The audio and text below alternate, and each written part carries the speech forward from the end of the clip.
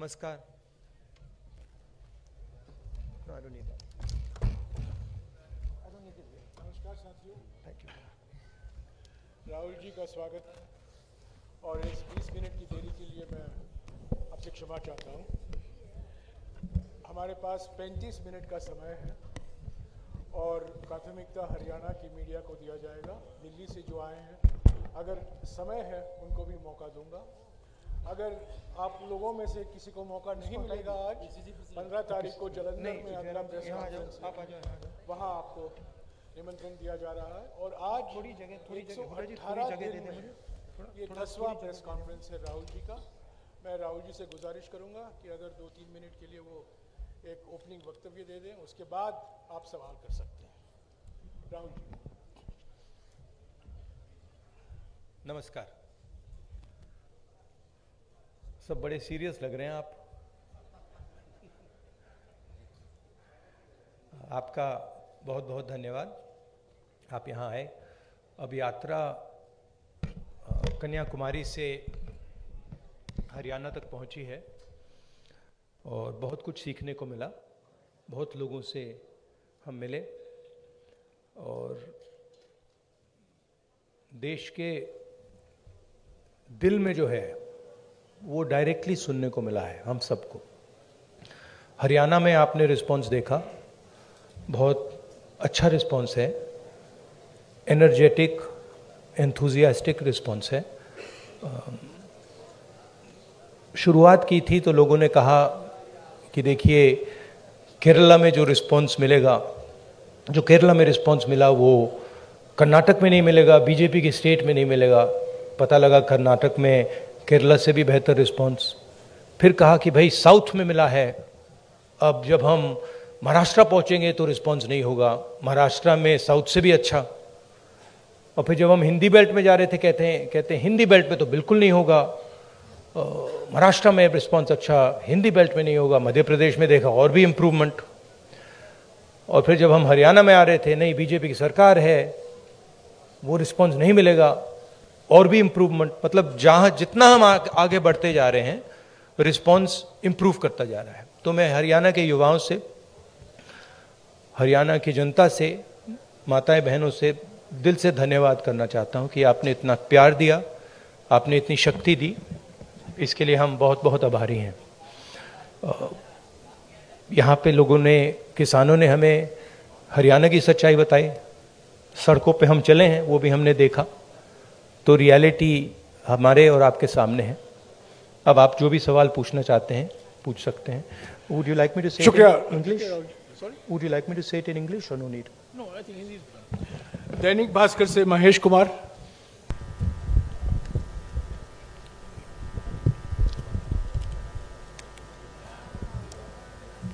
राहुल जी, आपने पानीपत में कहा था मन से। किसमें? मैं महेश कुमार, दैनिक भास्कर से। हाँ, नहीं आपने क्या पानीपत मैं पूरा हरियाणा ही देखता हूँ। आपने पानीपत में कहा था कि पानीपत तय करता है कि दिल्ली की सरकार किसकी बनेगी, मन से कहा गया था। लेकिन नहीं, मन से कहा गया था। समझ नहीं रैली नहीं, सुनाई नहीं। आवाज नहीं आ रही मेरी? ओके, भाई थोड़ा माइक को एडजस्ट कर लीजिए। Just put the mic a bit. वो हैंड आप बोलिए प्लीज। आपने पानीपत में कहा, पानीपत में मन से कहा गया था कि पानीपत तय करता है कि दिल्ली में सरकार किसकी होगी। मैंने कहा पानीपत में मन से कहा गया था।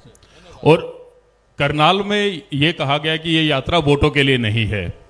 तो इसमें एक कहीं ना कहीं कंफ्यूजन है कि ये एक जन आंदोलन है या राजनीतिक यात्रा है। क्योंकि पॉलिटिशियन जिस भी थॉट के साथ कोई भी एक एक्टिविटी करता है, फुल टाइम पॉलिटिशियन, उसका थॉट तभी लागू होगा जब उसके पास सरकार होगी। तो एक चीज तो मैं ये जानना चाह रहा हूं कि इस यात्रा को हम जन आंदोलन और राजनीतिक यात्रा के बीच में कहां स्टैंड करा, देखें कहां पे है ये। और इसके साथ ही ये चीज है कि एक माइलस्टोन है ये यात्रा, आपकी लाइफ टाइम का है। तो 30 जनवरी के बाद इस माइलस्टोन का टेक अवे पार्टी और आपके पास क्या होगा?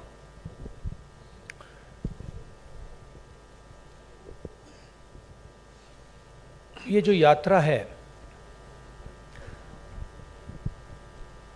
जो हिंदुस्तान की आवाज़ को दबाया जा रहा है और जो हिंदुस्तान में डर फैलाया जा रहा है, हिंदुस्तान को जो बांटा जा रहा है,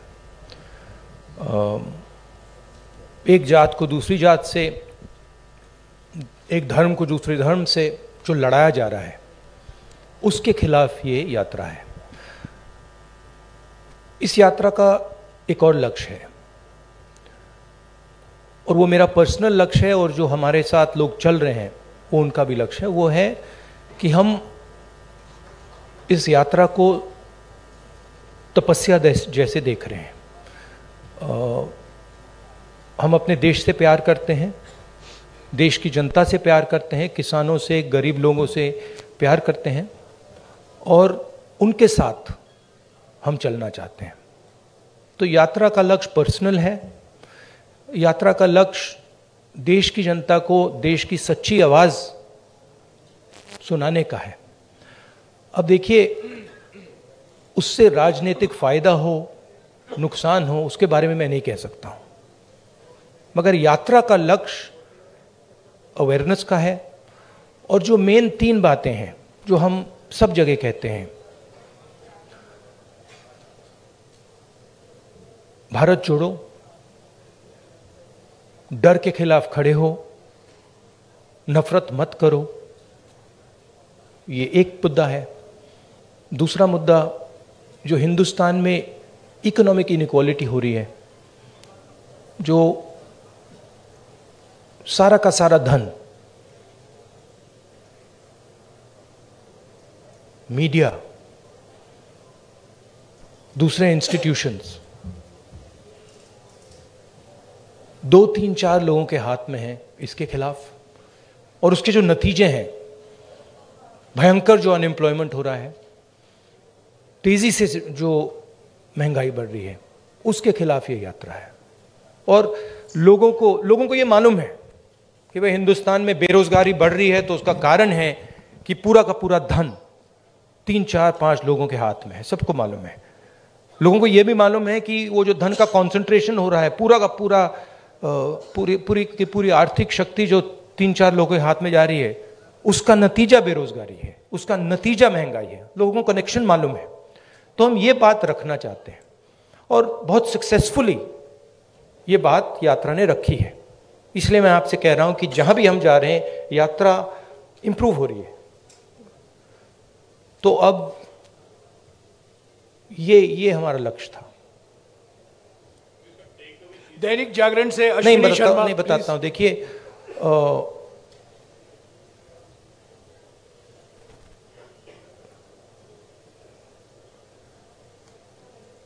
जब अर्जुन मछली की आंख में तीर मार रहा था तो उसने आपसे कहा, उसने कहा कि आंख में तीर मारने के बाद मैं क्या करूंगा? कहा था क्या? नहीं कहा था ना। उस कहानी का मतलब है, वो गीता में भी है, तुम काम करो, जो होना है होगा, ध्यान काम पे रखो। तो वही थिंकिंग है यात्रा की भी। आपका सवाल अच्छा है। यात्रा के बाद एक और काम होगा, उसके बाद शायद एक और काम होगा, फिर आपको जवाब मिल जाएगा। शुक्रिया राहुल जी। जागरण से अश्विनी शर्मा, संक्षिप्त में प्लीज। हेलो, संक्षेप में मेरा सवाल इतना है सर कि यात्रा शुरू होने से पहले का राहुल गांधी और आज के राहुल गांधी में कितना अंतर है? हाँ, थैंक यू। हाँ, यात्रा शुरू होने से पहले के राहुल गांधी और करनाल तक पहुंचे, इसमें कितना अंतर आया है आपके अनुभव में और व्यक्तित्व में? भैया, ये तो आपका डिसीजन है। ये तो आप लोग जज, जूरी और एक्सिक्यूशनर हो। मेरा निर्णय तो नहीं है, मेरा डिसीजन तो नहीं है। तो ये तो आपको डिसाइड करना पड़ेगा राहुल गांधी क्या है, कौन है, क्या नहीं है, क्या बदलाव आया, क्या बदलाव नहीं आया। उसमें थोड़ी सी सच्चाई आप बोल सकें तो अच्छी बात होगी, और नहीं बोल सकें तो वो भी ठीक है।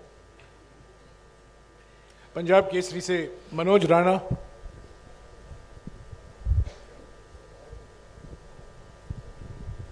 सर नमस्कार। मैं ये जानना चाहता हूँ, वैसे हरियाणा की जनता भी जानना चाहती है कि आगामी विधानसभा चुनाव में सीएम का चेहरा कौन रहेंगे कांग्रेस की तरफ से, क्योंकि भाजपा का तो उन्होंने क्लियर कर रखा है लगभग। हाँ जी, देखिए मैंने प्रेस कॉन्फ्रेंसेस में 3-4 बार कहा है कि हमारा लक्ष्य यात्रा का है और आप लोग डाइवर्ट करने की कोशिश करते हो। पता नहीं आप यात्रा को दिखाते ही नहीं हो। आपको कहा गया है कि भाई यात्रा को दिखाओ मत। सोशल मीडिया में मतलब बवाल मचा हुआ है, तूफान आया हुआ है, मगर नेशनल मीडिया में कुछ नहीं दिखाया जाता। और फिर आप प्रेस कॉन्फ्रेंस में आते हो, कहते हो भैया चलो एक डिस्ट्रैक्शन मारते हैं, सीएम कौन होगा, पीएम कौन होगा। अगला सवाल आएगा पीएम कौन होगा, देख लेना आएगा, पक्का आएगा कि डिस्ट्रैक्ट करना है भैया, सीएम कौन होगा, पीएम कौन होगा। फिर उसके बाद आएगा सवाल ऑपोजिशन यूनिटी नहीं है, वो भी आएगा। तो आप करिए जो आपको करना है, मुझे भी करना है काम। Thank you. अमर उजाला से सेवा सिंह। अब भैया पीएम वाला पूछिए, वो 3 हैं आपके, वो हर प्रेस कॉन्फ्रेंस में आते हैं, सीएम कौन, पीएम कौन। अमर उजाला से सेवा सिंह। राहुल जी नमस्कार। कहाँ है? हाँ हाँ जी, सॉरी। शेर यात्रा चल रही है, बहुत चर्चाएं हो रही है, लेकिन कांग्रेस के संगठन की भी उतनी चर्चा हो रही है कि मतलब आगे चुनाव की तैयारियों को देख रहे हैं लोग यात्रा के जोड़ के, तो संगठन की भी इतनी ही चर्चा हो रही है कि संगठन नहीं मतलब बन पा रहा, संगठन नहीं बन पा रहा है। जी सर, तो ये कब तक पॉसिबल होगा? कार्यकर्ता भी इंतजार में रहते हैं सर, मेहनत करने वाले। देखिए सबसे पहले ये कहना कि संगठन नहीं है, ये तो बिल्कुल गलत है। संगठन तो मतलब सड़कों पे आपको दिख रहा है, सब जगह दिख रहा है। खारगे जी प्रेसिडेंट हैं, मैं कांग्रेस पार्टी का प्रेसिडेंट नहीं हूं, तो ये सवाल आपको खारगे जी से पूछना पड़ेगा कि एग्जैक्टली हरियाणा का संगठन में इंप्रूवमेंट कैसे लाई जाएगी। मैं हरियाणा के 3 डिजिटल न्यूज चैनल से सवाल पूछवाऊंगा। लोकवाणी से मनदीप पूनिया। हाँ जी, माइक दीजिएगा इनको जल्दी। सर नमस्कार। नमस्कार सर। सर मैं आपसे ये सवाल पूछना चाहता हूँ कि आप लगातार कह रहे हैं कि डर का माहौल है, नफरत फैल रही है, डर का माहौल है। आपकी सरकार छत्तीसगढ़ में है, वहाँ पर सोनी सोरी जो कि इंटरनेशनल ह्यूमन राइट एक्टिविस्ट मानी जाती हैं, उनके घर की बिजली काट दी गई है, वो अंधेरे में रह रही हैं। अभी कुछ दिन पहले वहाँ पर एक 19 साल के आदिवासी लड़के का छत्तीसगढ़ पुलिस एनकाउंटर करती है। तो डर का माहौल भी आपको दिख रहा है, और क्योंकि इस यात्रा से आप कह रहे हैं कि सिविल सोसाइटी, पत्रकार, वकील, जो भी सेक्शन डरा हुआ है, उसके आप दिल की उसकी मन की उसको डर को आप कम करना चाहते हैं। तो सोनी सोरी जो कि इंटरनेशनल एक्टिविस्ट हैं, वो डर में वहाँ अंधेरे में बैठी हुई हैं, तो वहाँ आपकी सरकार है। बाकी अगर आपकी सरकार सेंटर में आ गई तो फिर वही जो छत्तीसगढ़ में रहा, क्या वही होगा? नहीं, सबसे पहली बात यह है, देखने की बात है कि ये जो आपने मेरे सामने सवाल रखा है, ये आप नरेंद्र मोदी जी के सामने रख सकते हैं क्या? सबसे पहली बात ये है। कहाँ रखे हैं आपने? नहीं, कवरेज एक व्यक्ति के सामने सवाल रखना और कवरेज करना में बहुत फर्क होता है।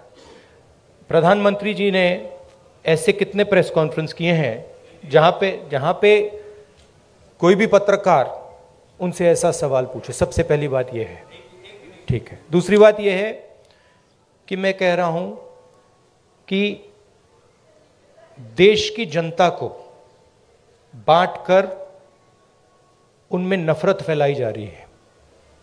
हिंदू मुस्लिम, अलग अलग जात के लोगों को लड़ाया जा रहा है। क्या कांग्रेस पार्टी ये करती है? कांग्रेस पार्टी ने कभी कहा है कि एक जात के व्यक्ति को दूसरे जात के व्यक्ति की हत्या करनी चाहिए? कांग्रेस पार्टी ने कभी कहा है कि एक धर्म को दूसरे धर्म से लड़ाया जाना चाहिए? कभी नहीं कहा है, हिस्ट्री में कभी नहीं कहा है।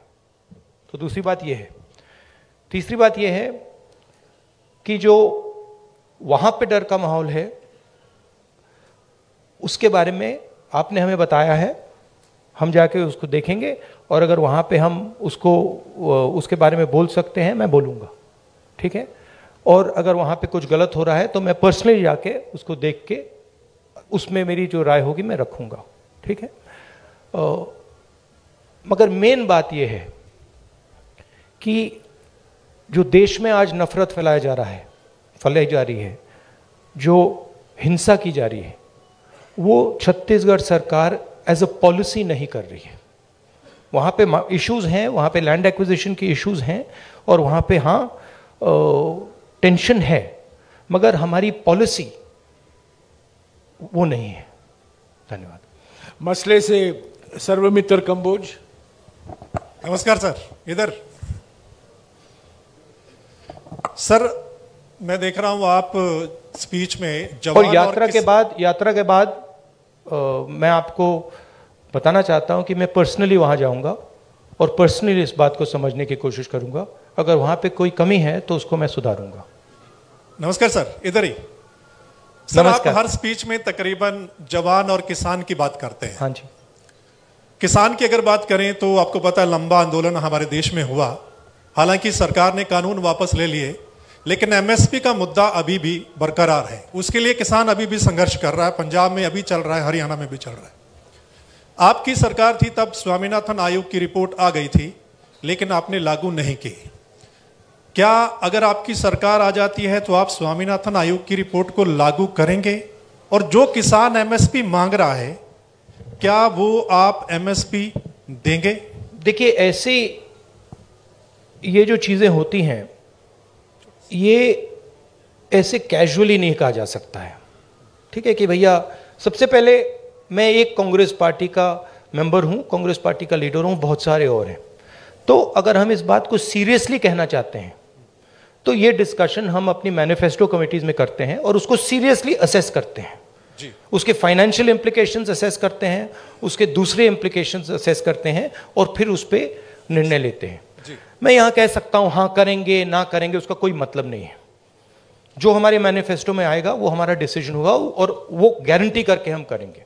जैसे हमने न्याय योजना के बारे में कहा था, हमने अलग अलग स्टेट्स में कर्जा माफी की बात की थी। जब हमारे मैनिफेस्टो में आ जाता है वो होगा ही होगा, ठीक है। तो पहली बात ये है।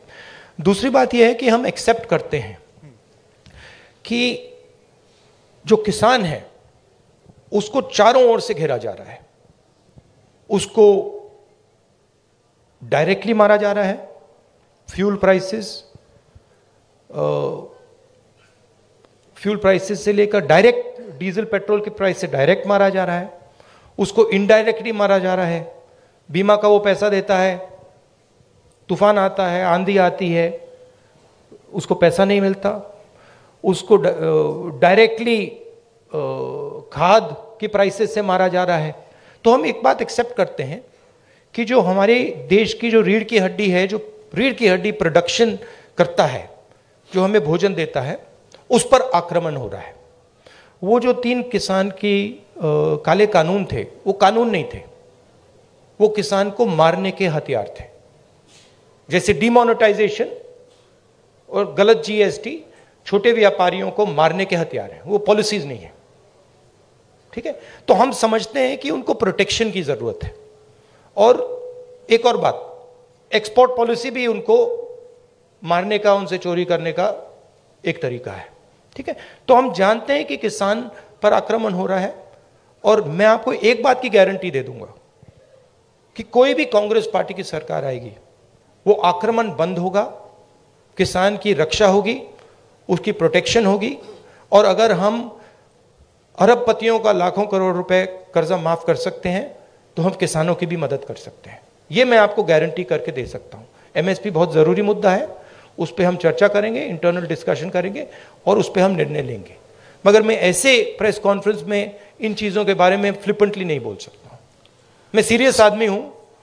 मैं अगर मेरे मुंह से कुछ निकलता है तो क्रेडिबली निकलना चाहिए, सच्चाई निकलना चाहिए। नहीं, सप्लीमेंट्री नहीं, एक सेकंड, जवान की बात करता हूं। बेरोजगारी की बात बहुत ज्यादा, जिस स्टेट में आप बैठे हैं आंकड़ों के हिसाब से टॉप पर, सप्लीमेंट्री प्लीज, टॉप पर। नो सप्लीमेंट्री नहीं। जवान के बारे में मैं आपको बताता हूं। आपके एक सेकंड सर, आप कहते हैं कि कोई इंजीनियरिंग में जा रहा है, कोई मेडिकल करता है, आईएएस करना चाहते हैं, लेकिन जॉब्स नहीं है, यानी कि उनको पता नहीं कितनी जॉब्स हैं। तो आपके पास क्या ऐसा रोड मैप है? हमारे देश में हर साल लाखों ग्रेजुएट निकलते हैं, पोस्ट ग्रेजुएट निकलते हैं, सरकारी और प्राइवेट नौकरी में ऐसा कौन सा रोड मैप होगा कि हम उनको सेट कर पाएं? देखिए, ये देश अपने युवाओं से झूठ बोल रहा है, ठीक है? झूठ क्या है? मैं अब 3000 किलोमीटर चला हूं, युवाओं से मैं पूछता हूं, बच्चों से पूछता हूं क्या करना चाहते हो, 5 जवाब मिलते हैं।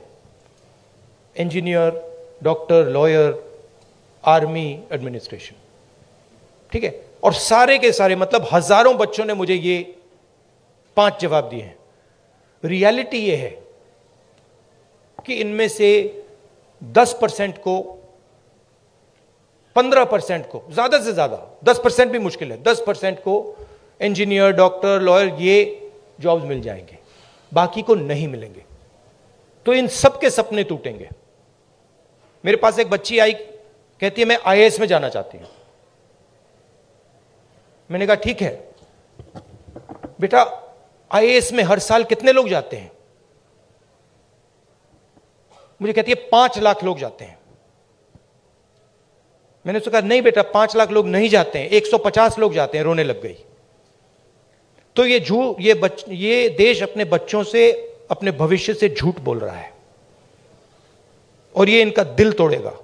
हर रोज इनका दिल टूटता है, इनके सपने टूटते हैं। क्यों टूटते हैं? क्योंकि जो लोग इस देश को रोजगार दे सकते हैं, उनकी हम मदद नहीं करते हैं, उनकी हम प्रोटेक्शन नहीं करते हैं, उनके स्ट्रक्चर के बारे में हम नहीं सोचते। रोजगार कहां से आएगा?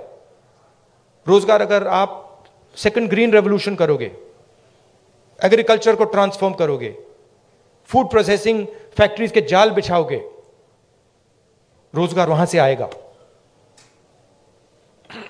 करोड़ों लोगों को रोजगार मिल सकता है, और रिस्पेक्टेबल रोजगार मिल सकता है। दूसरी बात, जो स्मॉल और मीडियम इंडस्ट्रीज को डिस्ट्रॉय किया गया है, और कोई शब्द ही नहीं है, डिस्ट्रॉय किया गया है। जीएसटी, डिमोनेटाइजेशन और कोविड के समय जो किया, वो दूसरे लोग हैं जो रोजगार दे सकते हैं, करोड़ों लोगों को रोजगार दे सकते हैं। मैं आपसे सवाल पूछना चाहता हूं, आप मुझे वो नाम बता दीजिए जो छोटी कंपनी चलाता हो, स्मॉल और मीडियम साइज इंडस्ट्री चलाता हो, जो आज लाखों करोड़ का मालिक हो गया है। नाम बता दो मुझे। आप ये होंडा गाड़ी चलाते हैं, इसका मालिक मैकेनिक था। ये टोयोटा गाड़ी चलाते हैं, इसका मालिक मैकेनिक था। आप मुझे मैकेनिक का नाम दे दो जो इस देश में बड़ा उद्योगपति बन गया है, बताओ। नहीं है। तो जो रोजगार दे सकते हैं, जो सपने पूरे कर सकते हैं, उनको उनकी हत्या हो रही है। तो रोड मैप क्या है? रोड मैप यह है कि जो स्मॉल और मीडियम इंडस्ट्री की बेस है हिंदुस्तान की, उसको प्रोटेक्ट करा जाए, उनको फाइनेंस दिया जाए, और ये जो छोटे छोटे बिजनेसेस हैं, इनको टेक्नोलॉजी के साथ ट्रांसफॉर्म करके इनमें से 5-10% को बड़े बिजनेसेस बना जाए। ये दूसरा रोड मैप है। तीसरा रोड मैप है कि हमारा जो शिक्षा का सिस्टम है, ये सिर्फ 5 चीजें सिखाने की कोशिश कर रहा है, मतलब 5 रास्ते दिखा रहा है। इस देश में लाखों रास्ते हैं। जिस दिन ये देश स्किल्स की रिस्पेक्ट करना शुरू कर जाए, उस दिन ये देश सच्चा सुपर पावर बन जाएगा। उस दिन तक ये सब खोखला है।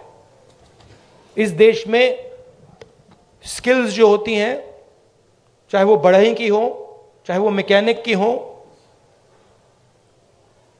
किसी की भी हो, चाहे वो किसान की हो, उसकी कोई इज्जत नहीं करता है, उसका मजाक उड़ाते हैं, देखो ये क्या कर रहा है।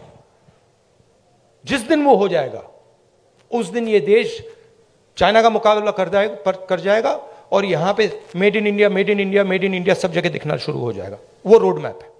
धन्यवाद। शुक्रिया राहुल जी। हमारे पास सिर्फ 10-12 मिनट है। सवाल संक्षिप्त में कीजिएगा और फिर से गुजारिश करूंगा सप्लीमेंट्री मत पूछिएगा प्लीज, ये रैपिड फायर होना है। कई लोग को मौका देना चाहता हूं मैं। सत्य खबर से सत्य सिंह। सर नमस्ते सर। पिछले काफी समय से हम लोग देख रहे हैं कि जो कांग्रेस पहले डिफेंस मोड में रहती थी अब अटैकिंग मोड में है। हर जगह पे जवाब दिया जा रहा है, आपकी टीम ये अच्छा काम कर रही है। पर मैं हरियाणा के संदर्भ में आपसे एक सवाल करना चाहता हूं और वो सेंटर से ही सवाल रहता है। अभी पीछे राज्यसभा का चुनाव था, अजय माकन जी ने चुनाव लड़ा था। उस समय में एक क्रॉस वोटिंग हुई थी, कांग्रेस के पास वोट पूरे थे, उसके बावजूद कांग्रेस अपना राज्यसभा का सदस्य नहीं भेज पाई थी। उस पे ना आज तक कोई जांच की बात आई है और ना अभी तक उस पे कोई कार्रवाई जैसी बात है। सर आपसे मैं ये जानना चाहता हूँ क्या इस प्रकार के मुद्दों पर भी, जिस प्रकार से देखिए सोशल मीडिया की बात करें, सोशल फेस बनाने की बात करें, कांग्रेस का जबरदस्त फेस होता जा रहा है, क्या ऐसे मुद्दों पर भी पार्टी में चर्चा होती है? Distraction attempt number 2। देखिए ये ऑर्गेनाइजेशनल मामला है। यहां पे पीसीसी प्रेसिडेंट बैठे हैं, खारगे जी प्रेसिडेंट हैं, ये आप उनसे पूछिए, इनसे पूछिए। मेरा लक्ष्य क्लियर है, जो देश की आवाज है उसको सामने लाने का। अच्छा अटेम्प्ट था, मैं कहूं कि उससे अच्छा था, ज्यादा सोफिस्टिकेटेड था, मगर मैं डिस्ट्रैक्ट नहीं होऊंगा। Thank you. शुक्रिया राहुल जी। टोटल टीवी से प्रदीप। नमस्कार राहुल जी, धन्यवाद। नहीं, एक और बात जो आपने कहा, नहीं एक बात आपने कही जो जिसका मैं जवाब देना चाहता हूं। आप बैठ सकते हैं, ये कांग्रेस का प्रेस कॉन्फ्रेंस है, बीजेपी का नहीं है, आरएसएस का नहीं है। राहुल जी समय की पाबंदी भी हाँ, है। नहीं, मगर मैंने पहले कहा किसी प्रेस कॉन्फ्रेंस में, और आपने मुझे पूछा कि राहुल गांधी में कोई बदलाव आया। एक बात मुझे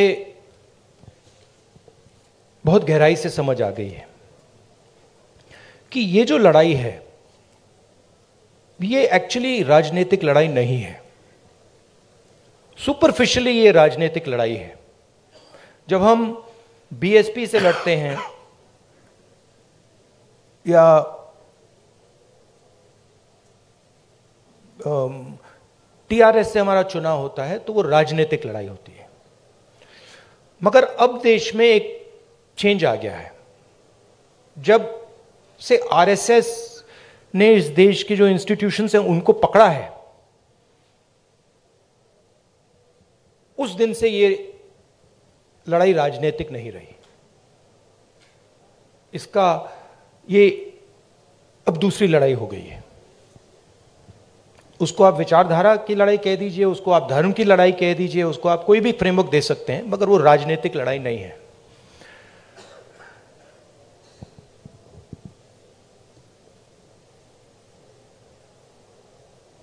कांग्रेस पार्टी की अगर आप हिस्ट्री देखें, जो आपने कहा कार्यकर्ता में जोश आ गया है, यह तपस्या का संगठन है। इसको अगर आप तपस्या में लगाते हैं तो इसकी एनर्जी बढ़ती है। बीजेपी पूजा का संगठन है, उसको अगर आप पूजा में लगाएंगे उसमें स्ट्रेंथ आती है। अब बीजेपी, अब पूजा दो तरीके की होती है। धर्म की बात कर रहा हूं। पूजा नॉर्मली होती है कि भाई मैं भगवान के पास जाता हूं और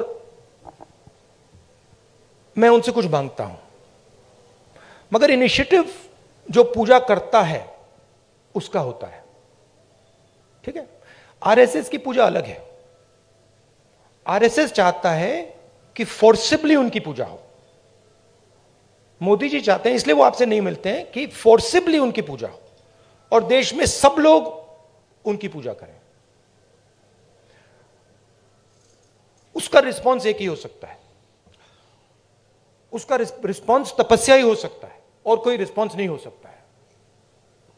और इसीलिए ये जो यात्रा है ये बहुत सक्सेसफुल है, क्योंकि इसमें सिर्फ कांग्रेस पार्टी तपस्या नहीं कर रही है, सिर्फ एक व्यक्ति तपस्या नहीं कर रहा है, इसमें लाखों लोग तपस्या कर रहे हैं। और इस यात्रा का मैसेज यही है कि जो मैंने अभी आपको बोला, जो आपने रोड मैप की बात पूछी, कि इस देश में तपस्या की रिस्पेक्ट होनी चाहिए, स्किल्स की रिस्पेक्ट होनी चाहिए, काम की रिस्पेक्ट होनी चाहिए।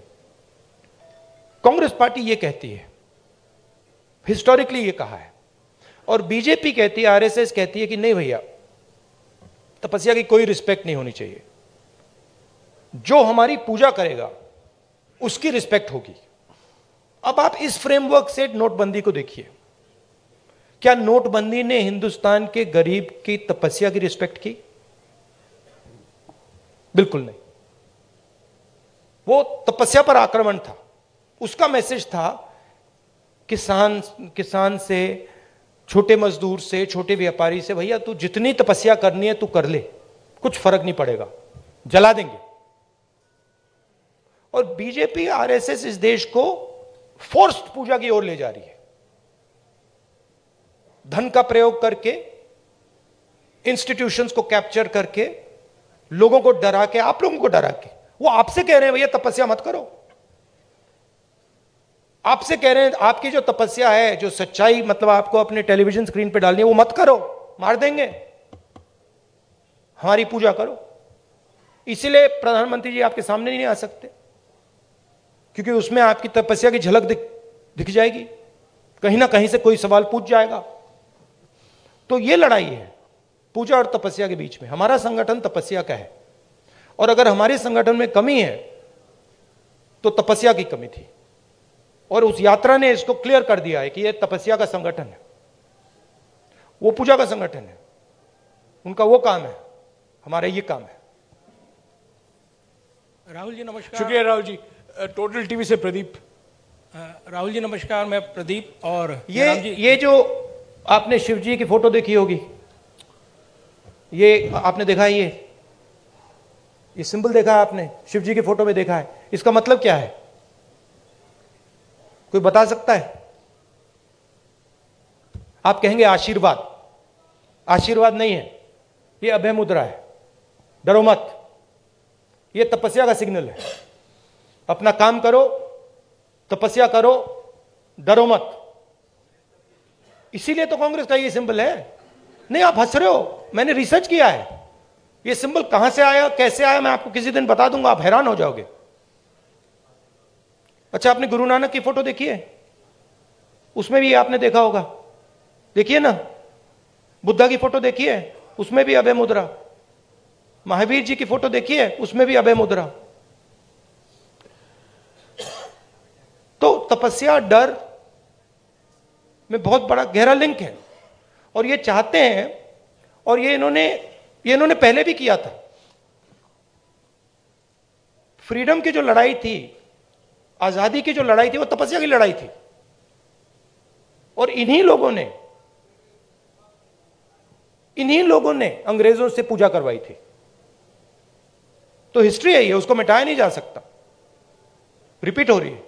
शुक्रिया राहुल जी। मेरा डर है कि मैं 5 मिनट में इसको जवाब खत्म अच्छा नहीं कर लगा पाऊंगा। राहुल जी 5 मिनट है, सिर्फ 5 मिनट है प्लीज। फाइनली टोटल टीवी से प्रदीप। फाइनली धन्यवाद राहुल जी। नमस्कार जयराम जी, धन्यवाद आपका सवाल पूछने का मौका देने के लिए। राहुल जी, हमने देखा है जब ये यात्रा चल रही है, आपकी टी शर्ट बहुत चर्चाओं में है, और खासतौर से मुझे आप लोगों ने डांट भी पड़वा दी। और ये डांट पड़वा दी आपने मुझे, टी शर्ट कर करके मामा ने डांट मार दी मुझे कि तुम कैसे घूम रहे हो। राहुल जी, सवाल मेरा यह है कि ये यात्रा जो है राहुल गांधी की इमेज बदलने में कितनी कामयाब रही है? चर्चा ये भी है राहुल गांधी की इमेज बदली है, आप इसे एक बड़ी उपलब्धि व्यक्तिगत तौर पर देखते हैं? और दूसरा सवाल इसी से जुड़ा नहीं, एक ही सवाल प्लीज प्रदीप, हरियाणा, एक ही सवाल प्लीज। हरियाणा का जिक्र प्लीज, मुझे रोकना पड़ेगा आपको, प्लीज एक ही सवाल। राहुल गांधी आपके दिमाग में है, मैंने मार दिया उसको, वो है ही नहीं, मेरे माइंड में है ही नहीं, गया, वो गया। जिस व्यक्ति को आप देख रहे हो वो राहुल गांधी नहीं है, वो आपको दिख रहा है। बात नहीं समझे आप? हिंदू धर्म को पढ़ो थोड़ा, शिव जी को पढ़ो, समझ आ जाएगी बात। ऐसे मत, हैरान मत हो, हैरान मत हो। राहुल गांधी आपके दिमाग में है, मेरे दिमाग में है ही नहीं। राहुल गांधी बीजेपी के दिमाग में है, मेरे दिमाग में है ही नहीं। इतना मतलब हैरान क्यों लग रहे हो आप? शुक्रिया शुक्रिया प्रदीप। इमेज का मुझे कुछ लेना देना नहीं है, इमेज में कुछ इंटरेस्ट नहीं है। जो इमेज आप रखना चाहते हो रख दो, अच्छी रखनी है रख दो, खराब रखनी है रख दो, वो आपका है, मेरा नहीं है, कोई फर्क नहीं पड़ता मुझे, मुझे अपना काम करना है। जनता टीवी से स्पर्श शर्मा। हैरान क्यों लग रहे हो आप? राहुल जी 2-3 सवाल बाकी हैं, प्लीज इनको ले लीजिएगा। जनता टीवी से स्पर्श शर्मा। सर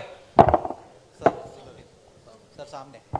सर, मध्य प्रदेश को लेकर आपने कहा था कि जो सरकार है वहां पर बनती हुई नजर आएगी। हरियाणा में आप इतने दिन से घूम रहे हैं, हरियाणा को लेकर असेसमेंट किस तरीके का है आपका सर? प्लस सर, जोशीमठ में जिस तरीके के हालात है सर, उसको लेकर क्या कहेंगे?